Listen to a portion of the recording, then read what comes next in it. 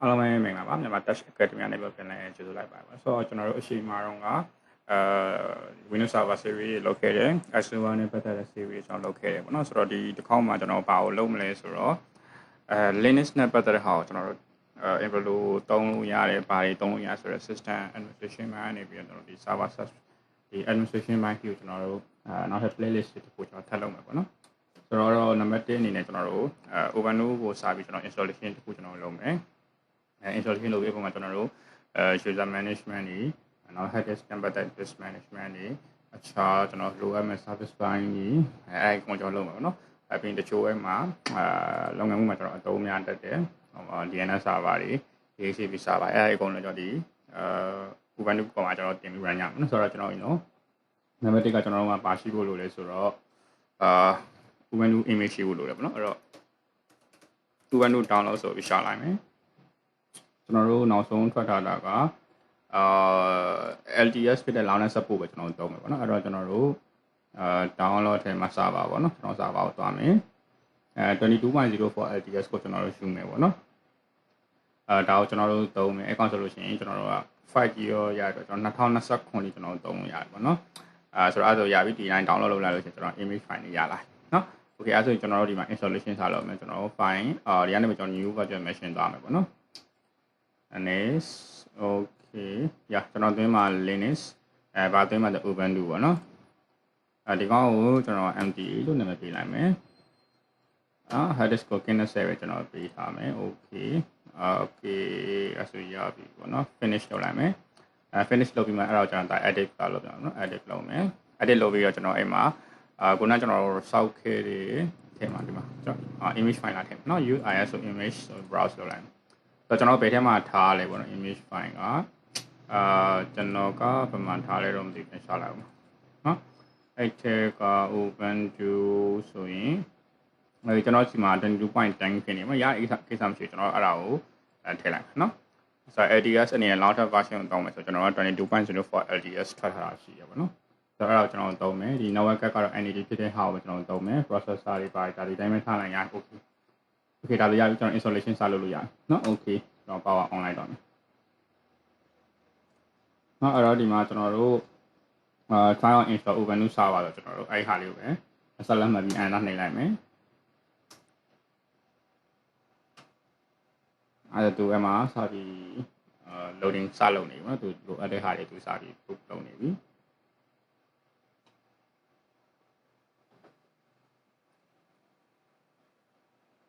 ဆိုတော့ကျွန်တော်အားတဲ့အချိန်လေး recording လုပ်ရတာဖြစ်တော့တခါလေးပေးရ noise ပါတာပဲရှင်းနေနေတီးခံပြပါပေါ့နော်လောလောဆယ်ကျွန်တော်တို့ကဘာအခြားဘာ service မှမသိဘူးလောလောဆယ်လုံးဝ default stand လုံးဘာသူ့ရဲ့ pay in ပါတဲ့ package တွေနဲ့ပဲကျွန်တော်အဲ့တခုရင်စတင်မှာပေါ့နော်နောက်ပြီးကျမှတော့လိုအပ်မဲ့ service တွေကျွန်တော်ထပ်တင်မယ်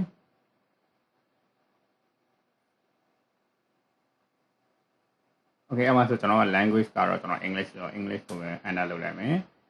ကျွန်တော်ဒီမှာဆိုတော့တခါလေ update လုပ်မှလားမလုပ်လားတမ်းပြီကျွန်တော်တို့ကတော့ without updating ပေါ့နော်ဆိုတော့အောက်မှာအစိမ်းရောင်လေးနဲ့ဆက်လက်မှတ်ထားဟာလေးတွေ့လိမ့်မယ်အဲ့တော့ပဲ continue without updating ဆိုတော့နှိပ်ပြီးတော့ enter ဆက်လုပ်မယ်ဆိုတော့ဒီ keyboard တွေက language English ဒီတိုင်းပဲထားမိရတယ်ကိစ္စမရှိဘူးတဲ့ဆိုတော့ကျွန်တော်တို့ကဘာသွင်းမလဲဆိုတော့ဒီမှာတစ်ခုသူကရွေးခိုင်းတယ်ပေါ့နော်ဆိုတော့ပထမဆုံးကျွန်တော်တို့ cross lane နဲ့အမှန်ဆက်လက်လုပ်ပြထားတဲ့ Ubuntu server ပေါ့နော် default install contain blah blah ဆိုတော့ okay ဆိုကျွန်တော်ကokay အဲ့ဒီဟာကိုပဲသွင်းလိုက်နော်ဘာမှထပ်မရွေးတော့ဘူးအဲ့ဒါကိုပဲရွေးလိုက်မယ် okay ဒါအဲ့တော့ဒီမှာကျွန်တော် IP ကြားတယ် DHCP version 4မှာ blah blah ဆိုတာမျိုးကြားတယ်ပေါ့နော် okay ရပြီအဲ့ဒါကျွန်တော် dan ထပ်လုပ်မယ်ဆိုတော့ proxy address ကကျွန်တော်မလို့ဒီတိုင်းပဲ dan နော်အဲ့တော့ရပြီအဲ့တော့ဒီမှာတော့ hard disk ကိုတော့ဒါကျွန်တော်တို့ကို custom လုပ်မှာလားဘယ်လိုချင်လဲတော့နေတယ်ပေါ့နော်ဆိုတော့ကျွန်တော်ကတော့သူ default ထားပြီးတဲ့အတိုင်းအောင်မယ် user naya disk ကိုဆက်လက်မှတ်ပြီးတော့သူလုပ်ပေးမဲ့ LVM version တိုင်းကိုကျွန်တော်လုပ်ရမယ်ကိစ္စမရှိနော်အဲ့ဒါပြန်မှအတိုင်းလုပ်လိုက်မယ်နော်အဲ့တော့ tab လေးကိုနှိပ်လိုက်မယ် tab နှိပ်လိုက်ပြီးတော့အောက်ဆုံးနောက်မှာ dan ဆိုတာလေးကိုတွားမယ်ဆက်လက်မှတ်ပြီးကျွန်တော်တို့ enter နှိပ်လိုက်မယ်အဲ့တော့ဒီမှာပြောတယ်ပေါ့နော်ဆိုတော့ဒီမှာ full ဆိုလို့ရှိရင်ပေါ့နော်သူ root အတွက်ကို target ထားတယ် root အတွက်ကိုတော့ 1.77 1.7 gig ပေါ့နော်အခြားကျွန်တော် free space အနေနဲ့က 8.2k ရမယ်အဲ့လိုမျိုးရှိရပါ okay ရတဲ့ကိစ္စမျိုးသူလုပ်ရတယ်เนาะကျွန်တော် time လုပ်လိုက်မယ် တော့တော့တေချာလားဆို continue ပေါ့ okay လို့လိုက်ကျွန်တော်ဒီမှာနာမည်တစ်ခုကျွန်တော်ပေးရမယ်နော်ကျွန်တော်တို့ဟာအတွက် MDA လို့ကျွန်တော်နာမည်ပေးလိုက်မယ်ဆိုတော့ server name ကိုလည်း MDA.local လို့ပေးလိုက်အောင် .device ထည့်လို့မရနော်ဆိုတော့ MDA လို့ပဲကျွန်တော်ပေးလိုက်မယ်MDA ပဲပေးလိုက်တော့နော် okay နော် your name ဆိုရင်Myanmar-ACAD အောင်ပါနော် Myanmar-Academy username က MTA လို့ပေးမယ် password ပေးမယ်နော် okay password တွေပေးပြီးကျွန်တော်နောက်ဆုံးမှာ tag ခုံပြီးတော့ time ဆိုတဲ့နေရာလို့ရောက်လာမယ်ဆက်လက်မှတ်ပြီးတော့ okay time နှိမ့်လိုက်ရမယ်အဲ့ဒီမှာဒါလေးအရေးကြီးရပါတော့နော်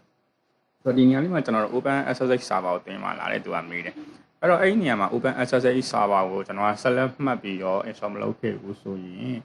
ဘာဖြစ်နိုင်လဲဆိုတော့ကျွန်တော်တို့ကဒီ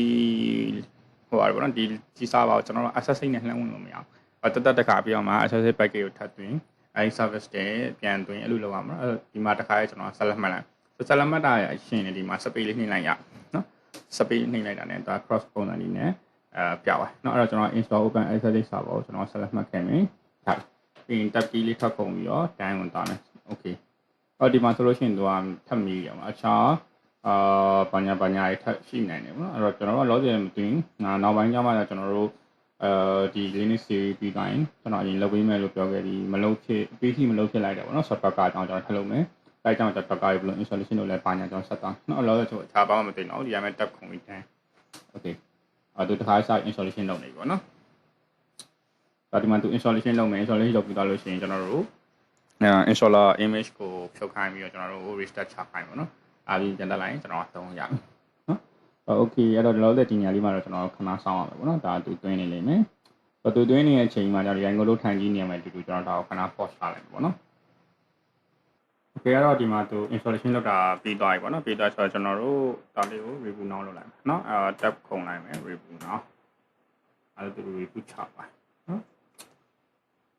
အဲ့တော့ဒီမှာကျွန်တော်တို့တစ်ချက်တော့ပြန်ကြည့်မယ်သူ removable device မှာ CCTV ကတော့မှာ disconnect ဖြစ်သွားပြီပေါ့နော် okay bye နော်အဲ့ဒါသူတက်သွားပြီ